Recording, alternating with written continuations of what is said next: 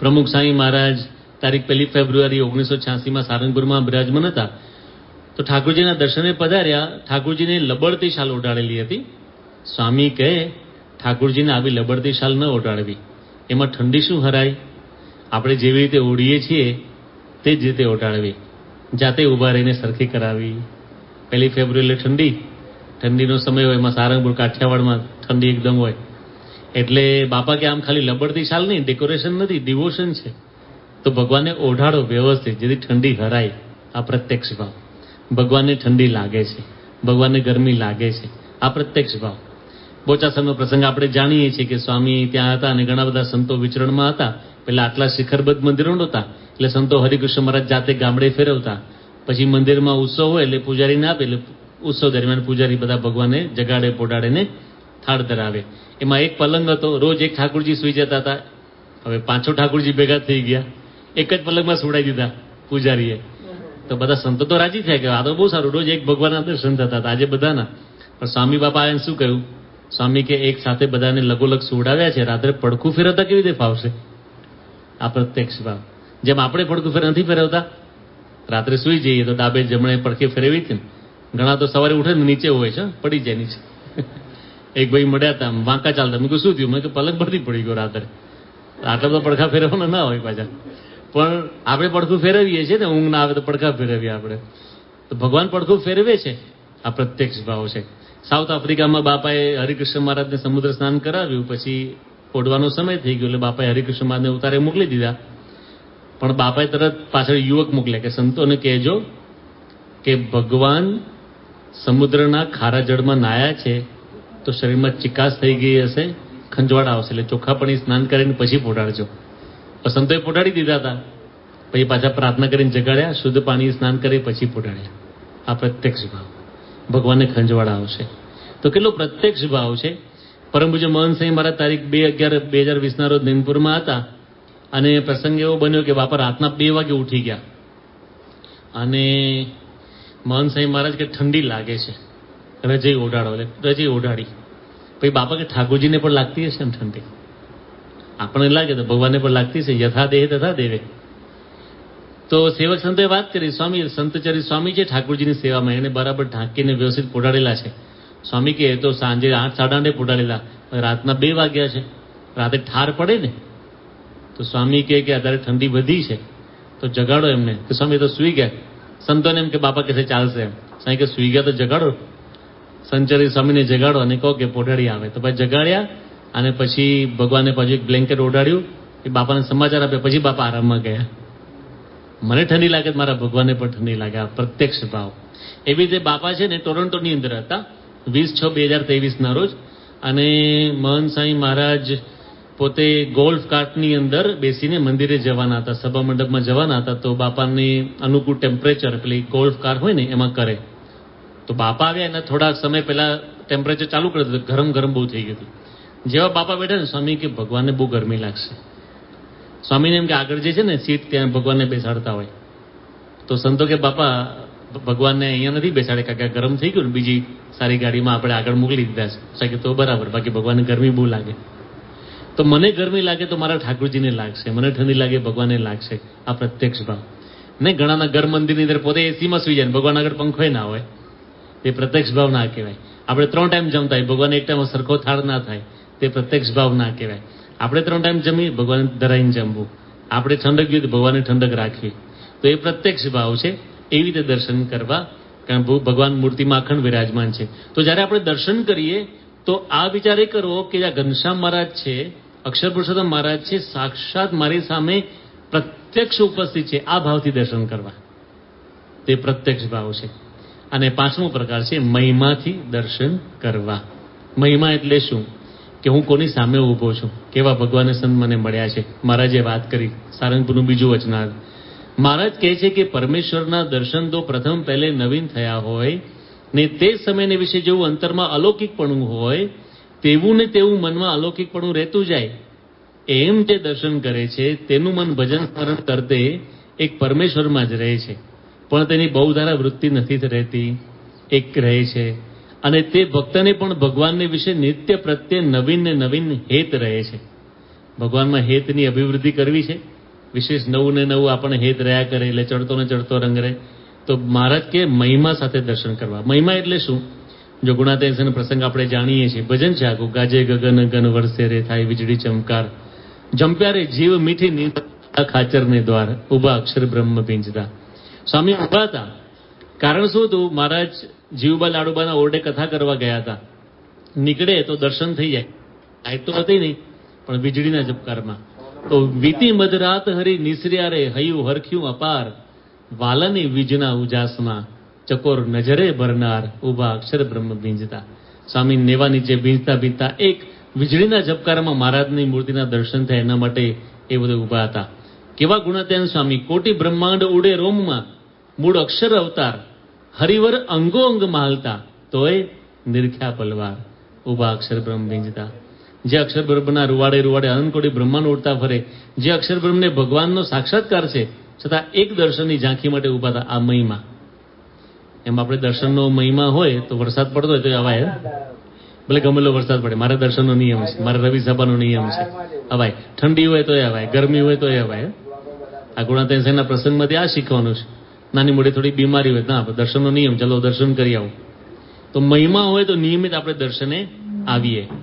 હવે તમે જો આપણે એક પ્રશ્ન પૂછીએ, હવે તમારે હા કે નામાં જવાબ આપવાનો. ખરું ખોટું હોય છે ને, સાચું કે ખોટું એમાં જવાબ આપવાનો. અહીંયા જો આપણે 4 પ્રકારના મંદિરો છે આપણે ત્યાં: શિખરબદ્ધ, પછી હરિમંદિર, પછી નાના કુટીર મંદિર એટલે સંસ્કારધામ ગણીએ, પછી ઘર મંદિર. આ 4 પ્રકારના મંદિર આપણે મોટા ભાગે આપણે જોઈએ છીએ.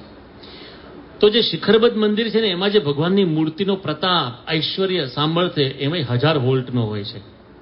પછી હરિમંદિરમાં જે મૂર્તિ હોય, અહીંયા મૂર્તિ છે, એનો ઐશ્વર્ય, પ્રતાપ, સામર્થ્ય 500 વોલ્ટ હોય છે. કુટીર મંદિર કે સંસ્કારધામ હોય એમાં 300 વોલ્ટ હોય, અને ઘર મંદિરમાં તો 100 વોલ્ટ જ હોય. સાચું ખોટું? સાચું ને બાળમંડળ? કેમ સાઈઝ પ્રમાણે વોલ્ટ જાય ને? એવું નથી, બરાબર? ખોટું છે ને વાક્ય? કારણ કે જે શિખરબદ્ધ મંદિરમાં છે એ જ ભગવાન હરિમંદિરમાં છે, એ જ સંસ્કારધામમાં છે, એ જ કુટીર મંદિરમાં છે, એ જ આપણા ઘર મંદિરમાં છે. પણ તેમ છતાં આપણે શિખરબદ્ધ મંદિરમાં જ દંડોત કરીએ, અહીંયા ઘણી વાર ના કરે લોકો, ઘર મંદિરમાં ના કરે. તો જે આપણે માનીએ છીએ કે ઐશ્વર્ય, પ્રતાપ, સામર્થ્ય સરખી જ છે, પણ ભક્તિમાં ભેદ પડી જાય છે ને. તો ભગવાનના દર્શન આવી રીતે દંડવત કરવા, ભગવાનને પંચાંગ પ્રણામ કરવા, પ્રદક્ષિણા કરવી, એના એ મહિમાથી જે સારંગપુરમાં મહારાજ બિરાજમાન છે, ભલે આપણે બોલીએ અષ્ટકમાં સદૈવ સારંગપુરસ્ય રમ્ય સુમંદિર અક્ષરધામ તુલ્ય, એ જ આપણા ઘર મંદિરમાં છે, એ જ અહીંયા છે. તો એવી રીતે દર્શન કરવા કે એના એ ભગવાન છે. અને પરમ પૂજ્ય પ્રમુખ સાંઈ મહારાજે આપણે શીખવાડ્યું. પવઈવાડીની અંદર આપણું બહુ સરસ આંબાવાડિયું છે મુંબઈમાં. તો ત્યાં સંતો વારંવાર જતા, બાપા સભા કરતા, શિબિર પણ કરતા. સંતોને થયું કે એક નાનો શેડ બાંધીએ, સિંહાસન પધરાવીએ. તો શરૂઆતના વર્ષોમાં સિંહાસન નાનું પધરાવ્યું. મૂર્તિ ઇન્સ્ટોલ કરવાની બાકી હતી, કારણ કે બીજા દિવસે પ્રતિષ્ઠા હતી. બાપા આગલા દિવસે જોવા આવ્યા હતા. સિંહાસન ખાલી હતું એ વખતે. એટલે સંતોને થયું કે સિંહાસન સાવ ખાલી છે, કંઈક મૂકીએ. આમ જોયું ને તો એક પેલી ઓલ ઇન વન મૂર્તિ પડી હતી, અને આમ ખાલી કાગળની છે, લેમિનેટ કરેલી પણ નહીં. થોડુંક ખૂણા હતા ને એ બધા કપાઈ ગયેલા, થોડું તેલના ડાઘા પડી ગયેલા. ત્યાં મૂકી દીધી મૂર્તિ. તો સિંહાસન ખાલી ના દેખાય. બાપા દંડોત કરવા માંડ્યા. કેટલો મહિમા બાપાને! તો ધર્મસુત સ્વામી કે બાપા હજુ પ્રતિષ્ઠા કાલે છે, કોને દંડોત કરો છો? સિંહાસન ખાલી છે. બાપા દંડોત કરતા કરતા શું કે, ક્યાં ખાલી છે? ભગવાન બેઠા છે. અરે બાપા આ તો ખાલી ફોટો છે. સ્વામી કે ફોટો નથી, સાક્ષાત ભગવાન છે. અરે બાપા આવા તો કેટલાય ફોટા બુક સ્ટોલમાં છે. સ્વામી કે બુક સ્ટોલમાં જેટલા ફોટા છે બધામાં ભગવાન રહ્યા છે. જામ મહિમા. સ્વામી દંડોત કરતા અને આવો ભક્તિભાવ આપણને શીખવતા. તો આપણે પણ જ્યારે મંદિર આવીને, જેની તબિયત સારી હોય, યુવાની હોય, અવશ્ય દંડવત કરવા જ જોઈએ. વૃદ્ધ હોય, દંડવત ન થઈ શકે તો થોડુંક ટ્રાય કરવો. હાર્વર્ડ યુનિવર્સિટીનો આખો રિસર્ચ છે, દંડવત કરવાથી તબિયત સારી રહે. એ ભવિષ્યમાં એની પર વાત કરશું, પણ દંડવત કરવાથી તબિયત સારી રહે. બેક પેન ના થાય, નેક પેન ના થાય, મસલ સારી રીતે રહે. સૂર્ય નમસ્કાર જ છે, તબિયત સારી રહે. પણ આપણે કરવા એવું ના વિચારો કે મારી તબિયત સારી નથી. સારી રહેશે, ભક્તિ પણ થશે ને, તબિયત સારી રહેશે. દંડવત કરવા, પંચાંગ પ્રણામ કરવા, પ્રદક્ષિણા કરવી. કદાચ ન જ થાય, બહુ ઉંમર હોય ઘણા વડીલોની, તો ઉભા માનસીમાં દંડવત કરવા કે ભગવાન આપને દંડવત કરું છું. મારાથી શારીરિક રીતે નહીં થતા, પણ મનથી આપને કરું છું. માનસી પૂજાનું સરખું ફળ છે, સારંગપુરનું 3જું વચનામૃત.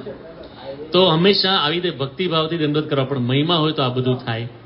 હવે જો આપણું મંદિર છે ને, સાઈઝ પર કોઈ દિવસ નહીં જવાનું, સાઈઝ નાની છે મોટી છે. જો મહંત સેવાનો પ્રસંગ કાયમ યાદ રાખવા જેવો છે. તારીખ 7-5-20 નૈનપુર. આજે સ્વામીશ્રી અલ્પાર કરવા ઉદ્યાનમાં પધાર્યા, હસ્ત પ્રક્ષાલન કરી શ્લોક ગાનમાં પરવાયા. આ પરિસરમાં એક નાનું અને સુંદર હરિમંદિર છે. આ દેખાય છે ને, એ જ હરિમંદિર છે નૈનપુરનું. ઘણા પ્રત્યક્ષ જોયું હશે. આ જ આટલું જ છે, એની અંદર સિંહાસન છે બસ. એટલે ઉદ્યાનમાંથી તેનું શિખર સીધું જ દેખાય છે. સ્વામીશ્રીની દ્રષ્ટિ તે તરફ હતી. શ્લોક પત્યો અને તરત જ કહે, ભલે નાનું છે પણ અક્ષર પુરુષોત્તમનું મંદિર છે. આ બોલતા બોલતા સ્વામીશ્રીની મુઠ્ઠી અસ્મિતાથી ઊંચી થઈ ચૂકી હતી. એક સંત કહે, સ્વામી આપ પધાર્યા એટલે આ તીર્થ સ્થાન થઈ ગયું. સ્વામીશ્રી મંદિર સામે ઇશારત કરતા સંમતિ પુરાવી કે આ મંદિરને લીધે તીર્થસ્થાન, પોતાના પર ના લીધું. આ મંદિર છે એટલે તીર્થસ્થાન. કોઈ પણ મંદિર છે ને, નાનું હોય કે મોટું હોય, એ મહાન તીર્થસ્થાન છે. કારણ કે ત્યાં સાક્ષાત અક્ષર પુરુષોત્તમ મહારાજ વિરાજમાન છે, સત્પુરુષ વિરાજમાન છે. તો હંમેશા ગમે તે મંદિરમાં જઈએ, બીએપીસનું કુટીર મંદિર હોય ને, તો આપણા માટે તો મહાન તીર્થ છે. અને કોઈ પણ, આપણે તો સનાતન ધર્મમાં માનીએ છીએ, કોઈ નાનું દેરું હોય પણ આપણા માટે તીર્થ છે. ગમે તે ભગવાનના અવતાર બેઠા હોય, આપણા માટે એ તીર્થ જ છે. તો મહિમા હોવો જોઈએ, એ બાપા આપણને અહીંયા શીખવાડે છે. તારીખ 15મી સપ્ટેમ્બર 2000 રોજ બાપા લોસ એન્જલસમાં હતા. અમેરિકામાં બાપા હતા, લોસ એન્જલસમાં. આજે વિદાયનો દિવસ હતો, એટલે લોસ એન્જલસ મંદિરથી બાપા નીકળતા હતા. તે વખતે અત્યારે જે મંદિર છે એનું હતું, વીટીઆર એરિયાની અંદર નાનું મંદિર હતું. આજે આપણે જોયું ને, કુટીર મંદિર જેવું હતું. અને આ જ મૂર્તિ વાઘાવાળી પણ નહીં, આરસના જ વાઘા. પરમ પૂજ્ય સાંઈ બાપાએ પાથરણું મંગાવ્યું. સેવકોને દર્શનાથી સૌને ચિંતા થઈ. હજુ ગઈકાલે જ પગના અંગૂઠાનું નાનું ઓપરેશન કરાવ્યું હતું. દંડવત કરવામાં તો પગનો અંગૂઠો સીધો જ જમીને અડે, દુખાવો થાય. પણ સ્વામીજીને કોઈ કહી શકે તેમ નહોતું. દંડવત કર્યા. યોગીચરણ સ્વામીએ પાછળ ઊભા રહી સ્વામીજીના જમણા ચરણને નીચે અડે નહીં એ રીતે અધ્ધર પકડી રાખ્યો.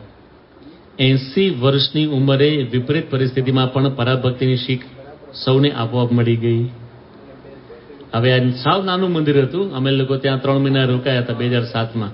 પછી આ બધી મંદિર ત્યાં મોટું થયું, ચિનો હિલ્સની અંદર. વીટીઆરમાં મંદિર હતું તે વખતે. આગલા દિવસે છે ને, બાપાને પગમાં વાગેલું. એક યુવક હતો ને, દરવાજો ખોલવા ગયો ને, બાપાનું ત્યાં અંગૂઠો હતો, પગનો નખ ઉખડી ગયો હતો બાપાનો.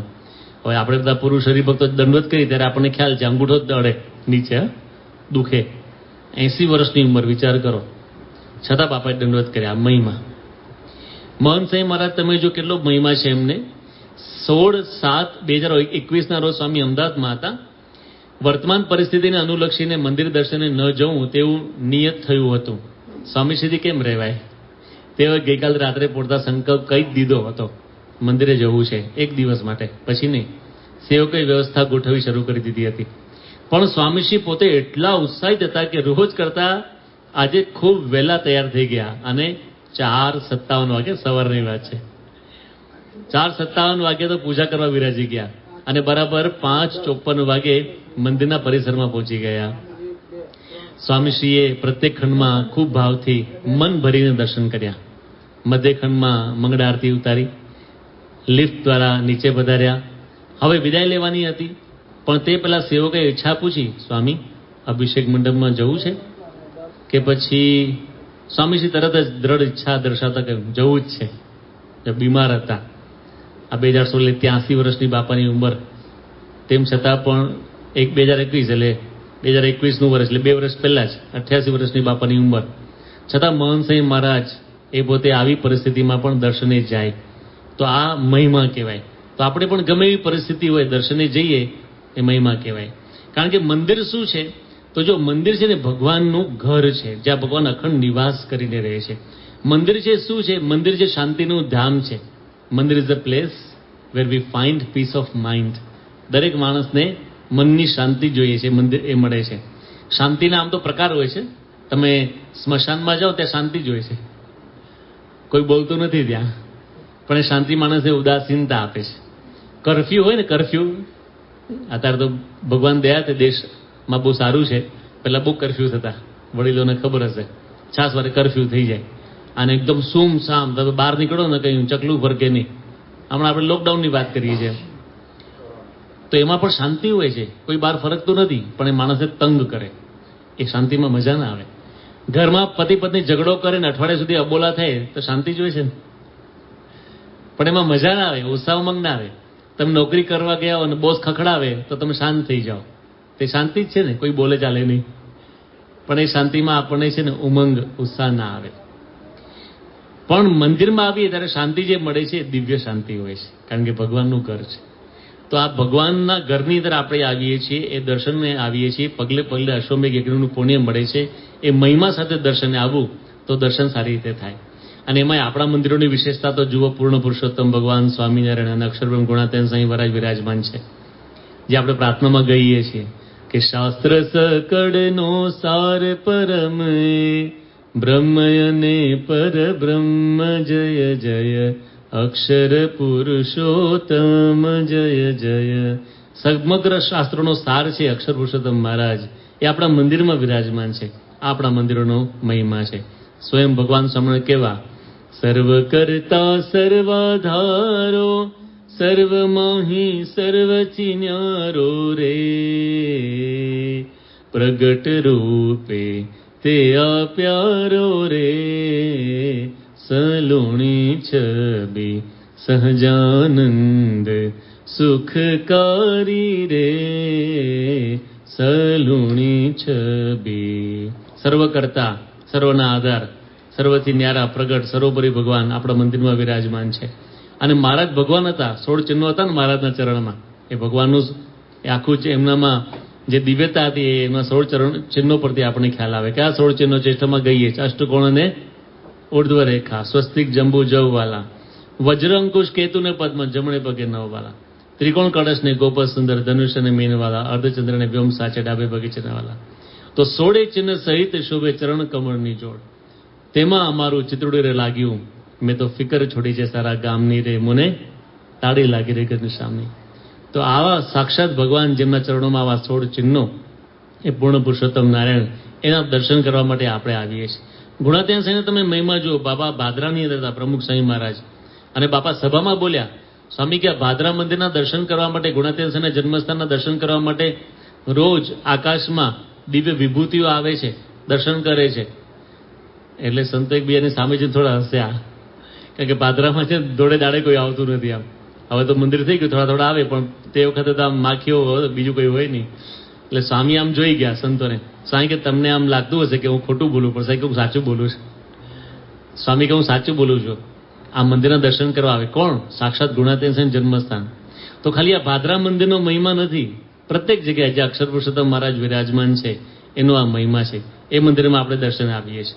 અને ગુણાતીતાનંદ સ્વામી સાક્ષાત મૂળ અક્ષર બ્રહ્મનો અવતાર, શ્રીજી મહારાજ કે આ મૂળજી મહારાજ ગુણાતીત સ્વામી મારે રહેવાનું છે ધામ, એવું જાણીને જે ભરશે અમને થાશે તે પૂર્ણ કામ. અને આ શ્લોક કોણે લખ્યો છે? શાસ્ત્રીજી મહારાજ. ગુણાતીતાનંદ સ્વામી અક્ષરબ્રહ્મ છે, ભગવાન પુરુષોત્તમ છે. આ જે મનુષ્ય જાણશે એ ભવબંધનથી મુક્ત થઈ જશે. ગુણાતીત અક્ષરમ બ્રહ્મ ભગવાન પુરુષોત્તમ જનો જાનંદમ સત્યમ મુચ્યતે ભવબંધના. એ દર્શન કરવા માટે આપણે આ મંદિરમાં આવીએ છીએ. મહિમા ગુણાતીતાનંદ સ્વામીનો મહિમા પણ આપણા કીર્તનોની અંદર લખેલો છે કે સંપૂર્ણ મહિમા શ્રીજીનો ને પતિવ્રતાની ટેક, પેખો સંતો 500 પણ ગુણાતીત તો એક. અને સંતોએ લખ્યું કે ચાલો સંતો જઈએ ગઢ જૂને રે. સ્વામી ગુણાતીતાનંદ સ્વામી ત્યારે હતા જૂનાગઢમાં. કેમ? કારણ કે આજ એમ જણાય છે મુને બ્રહ્મ મુક્ત ને રહેવાનું ધામ રે, સચ્ચિદાનંદ પૂર્ણ કામ રે, એનું અક્ષર બ્રહ્મ છે નામ. ચાલો સંતો જઈએ ગઢ જૂને રે. તો આવા ગુણાતીતાનંદ સ્વામી સાક્ષાત અક્ષર બ્રહ્મ મહારાજને રહેવાનું ધામ, એના દર્શન આપણે અહીંયા મંદિરમાં થાય છે. એ મહિમા સાથે દર્શને આવો. અને આપણા મંદિરનો યથાર્થ મહિમા શું છે? બાપા છે ને 8મી જુલાઈ 2005ના રોજ દિલ્હીમાં હતા અને રથયાત્રાનો દિવસ હતો. સ્વામીશ્રી ત્યાં સ્ટેજ પર બેઠા હતા અને રથની અંદર બધા સંતો ભક્તો ભગવાનને લઈ અને જે આરસનું મંદિર છે દિલ્હીમાં એની પ્રદક્ષિણા કરતા હતા. સંતો ઢોલ નગારા વગાડી ચાલતા હતા. અને છેલ્લે બાપાની ઈચ્છા હતી, બાપાએ કહ્યું હતું 5 પ્રદક્ષિણા કરજો. છેલ્લે બાપા પણ 5મી પ્રદક્ષિણામાં જોડાયા હતા. હવે બાપા સભા પૂરી થઈ એટલે જમવા પધાર્યા. એટલે સંતોએ ગમ્મતમાં બાપાને કહ્યું કે બાપા વિશ્વવેરી સ્વામી છે ને ગાંધીનગરના કોઠારી, એમની તે વખતે એમનું શરીર હતું બહુ વિશાળ હતું. અત્યારે તો તપશ્ચર્યા કરીને બહુ સૂકી નાખ્યું શરીર, પણ તે વખતે બહુ આમ સારું એમનું શરીર હતું. એટલે બાપાને ગમ્મતમાં સંતો શું કે બાપા અમે બધા નાચતા નાચતા ભજન કરતા કરતા પ્રદક્ષિણા કરતા હતા અમે વિશ્વેશ્વર સાંઈને બહુ કહ્યું કે તમે નાચો, એ નાચ્યા જ નહીં. તો બાપા આમ ગમતમાં આવી ગયા. સાંઈ કે કેમ તમે નાચ્યા નહીં? તે કે સ્વામી હું ચાલુ ને લોકોને એવું લાગે હું નાચું જ છું. એટલે બાબા બહુ હસવા માંડ્યા. પછી બાપા કે એમ નહીં, તમે પ્રદક્ષિણા કરી કે નહીં? કે હા કરીને. કે કેટલી કરી? કે 5 પ્રદક્ષિણા કરી. એ વખતે બાપા બોલ્યા, સ્વામી કે તમે આપણા મંદિરમાં એક પ્રદક્ષિણા કરો ને તો આખા બ્રહ્માંડની પ્રદક્ષિણા કરવાનું પુણ્ય મળે. આ બાપાએ વાત કરી. હવે આ જો બ્રહ્માંડ છે, દાખલા તરીકે આપણે આ વાતને સમજીએ, આ બ્રહ્માંડ છે દાખલા તરીકે, આપણે તો મિલ્કી વે ગેલેક્સીમાં રહીએ છીએ, પણ અનંતકોટી બ્રહ્માંડો છે. તો બ્રહ્માંડમાં જેટલા તીર્થો છે, જેટલા મંદિરો છે, દેવો છે, અવતારો છે, સંતો છે, ભક્તો છે, આ દરેકની પ્રદક્ષિણા થઈ જાય. જેમ લોકો નર્મદાની પરિક્રમા કરે છે, કેમ તો નર્મદાના કિનારે જેટલા મઠ, મંદિર, સાધુ સંતો છે એની પરિક્રમા થાય. ગિરનારની પરિક્રમા કરે છે, કેમ ગિરનારમાં જેટલા સિદ્ધો છે, યોગીઓ છે, ધ્યાન ભજન કરે છે, એ બધાની પ્રદક્ષિણા થઈ જાય. તો સ્વામી કે આ મંદિરની પ્રદક્ષિણા કરો ને તો બ્રહ્માની પ્રદક્ષિણાનું પુણ્ય મળે છે. એટલે આખા બ્રહ્માંડમાં, હવે તમે ખાલી અંકલેશ્વરની એક પરિક્રમા કરો, રિંગ રોડ જે તમારે હોય, દરેક શહેરમાં રિંગ રોડ હોય છે ને, તો આમ તમે પદયાત્રા કરો તો એનો મતલબ શું થયો કે અંકલેશ્વરમાં જેટલા મંદિરો છે, જેટલા સંતો છે, જેટલા ભક્તો છે, એ બધાની પરિક્રમા થઈ ગઈ કે નહીં? તો બ્રહ્માંડની પરિક્રમા આપણે ક્યારે કરી શકવાના હતા? પૃથ્વીની પણ ના થાય, ભારતની પરિક્રમા ના થઈ શકે. પણ અહીંયા તમે આવીને પરિક્રમા કરો, પ્રદક્ષિણા કરો, એટલે રોજ બ્રહ્માંડની પ્રદક્ષિણા કરવાનું પુણ્ય મળે. આ બાબાએ વાત કરી જો. તો આ મહિમા છે આપણા મંદિરોનો. આવી રીતે આપણે મંદિરમાં આવીને દર્શન કરવા.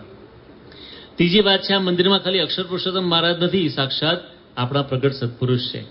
જેના માટે પ્રથમના 54માં વચનાર્થમાં મહારાજે કહ્યું કે સ્વધર્મ જ્ઞાન, વૈરાગ્ય અને મહાત્મ જ્ઞાન, તેણે સહિત જે ભગવાનની ભક્તિ, તેણે યુક્ત એવા જે ભગવાનના એકાંતિક સાધુ, તેના પ્રસંગ થકી ભાગવત ધર્મનું પોષણ થાય છે. અને વળી જીવને મોક્ષનું જે દ્વાર તે પણ એવા સાધુના પ્રસંગ થકી ઉઘાડું થાય છે. આવા સત્પુરુષ અહીંયા બિરાજમાન છે. કેવો મહિમા છે! મહારાજ અંતના 26માં કહે છે, એવા જે સંત તેને મનુષ્ય જેવા ન જાણવાના, દેવ જેવા પણ ન જાણવા. કેમ છે? એવી ક્રિયા દેવ મનુષ્યના વિશે હોય નહીં. અને એવા સંત મનુષ્ય છે તો પણ ભગવાનની પેઠે સેવા કરવા યોગ્ય છે. એટલે ભગવાનનું સ્વરૂપ જ છે સાક્ષાત. તમે જેતલપુરનું પહેલું વચનાંત વાંચો તો મહારાજ કહે છે, જ્યારે સર્વ કર્મ અને માયા તેનો નાશ કરનારા અને માયાથી પર જે સાક્ષાત્કાર ભગવાન શ્રી પુરુષોત્તમ અથવા તે ભગવાનના મળેલ સંત, તેમની જીવને પ્રાપ્તિ જ્યારે થાય છે ત્યારે તેમના આશ્રયથી માયા ઉલ્લંઘાય છે. માયાને તરી જઈએ એવા સત્પુરુષ આપણને મળ્યા છે. એના દર્શન આ મંદિરમાં થાય છે. એ આ મંદિરનો મહિમા છે. તો જ્યારે આપણે મહારાજના દર્શન કરીએ ત્યારે આપણે આ વિચાર કરો કે અક્ષર પુરુષોત્તમ મહારાજ, ઘનશ્યામ મહારાજ, આ ગુરુ પરંપરા એ આપણે દર્શન આપે છે. આપણા પૂર્વના પુણ્ય હોય તો દર્શન થાય. બાકી યોગી અપા કહેતા ને કે સોપારીને માથે, ઊંધે માથે તપ કરે 100 વર્ષ. આમ તો જીવન ચૈત્રમાં 1000 વર્ષ આવે છે.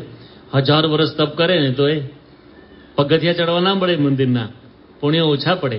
આપણે કેટલા પુણ્ય કર્યા હશે કે આપણે અહીંયા દર્શન થાય છે. તો મહિમાના વિચાર સાથે દર્શન કરવા આ 5મી રીત છે. જ્યારે જ્યારે આપણે મહંત સાંઈ મહારાજના દર્શન કરીએ ત્યારે આ વિચાર કરો કે સાક્ષાત અક્ષર બ્રહ્મ છે અને પરબ્રહ્મને રહેવાનું ધામ છે. એ ભાવથી દર્શન કરવા.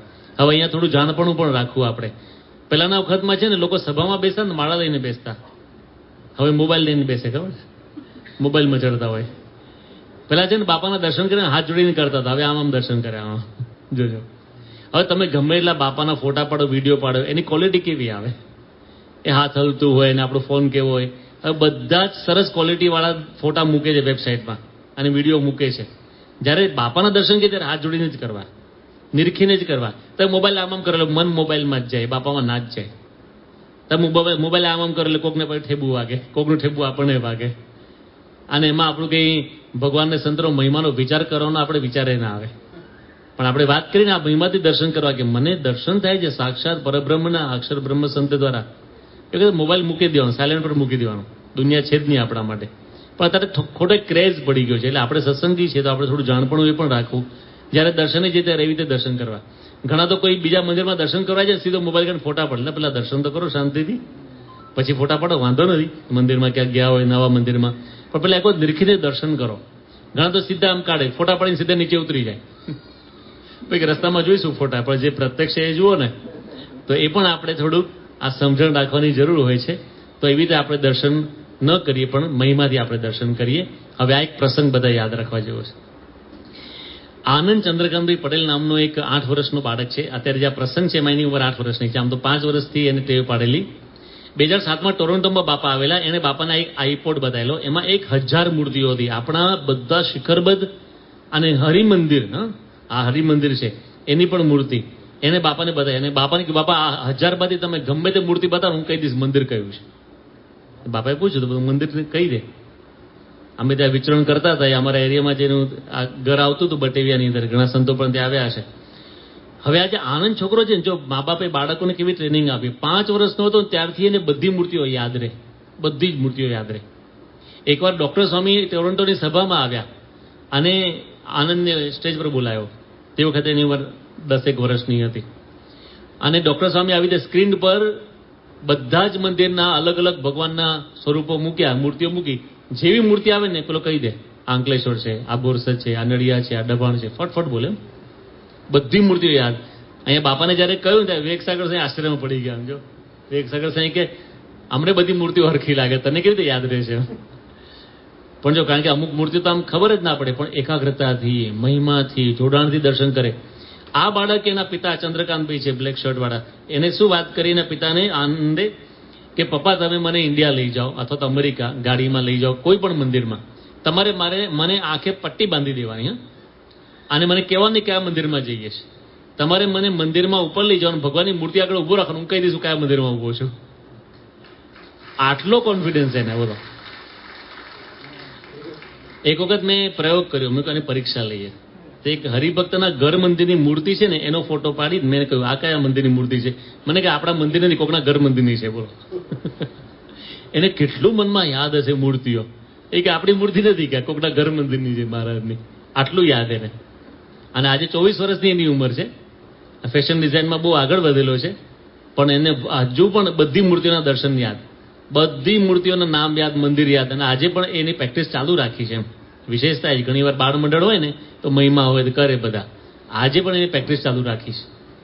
તો 5 વર્ષની ઉંમરથી લે ત્યારે 24 વર્ષની ઉંમર છે એની, પણ નાનપણથી બધી જ મૂર્તિઓ યાદ. અને એક વખત બે વખત નહીં, સંતોએ કેટલી બધી વખત જાહેર સભામાં એને પોતે બોલાવીને મૂર્તિ બતાવે, ચાલુ સભામાં ફટફટ પોતે બોલવા માટે. તો નિરીખીને દર્શન કર્યા કહેવાય, મહિમાથી દર્શન કર્યા કહેવાય. આપણે મહારાજ સાંઈને પ્રાર્થના કરીએ કે આપણે પણ આવી રીતે દર્શન કરી મૂર્તિને હૃદયમાં ઉતારીએ, એવી બળબુદ્ધિ શક્તિ આપણને આપે. શ્રી સ્વામિનારાયણ ભગવાનની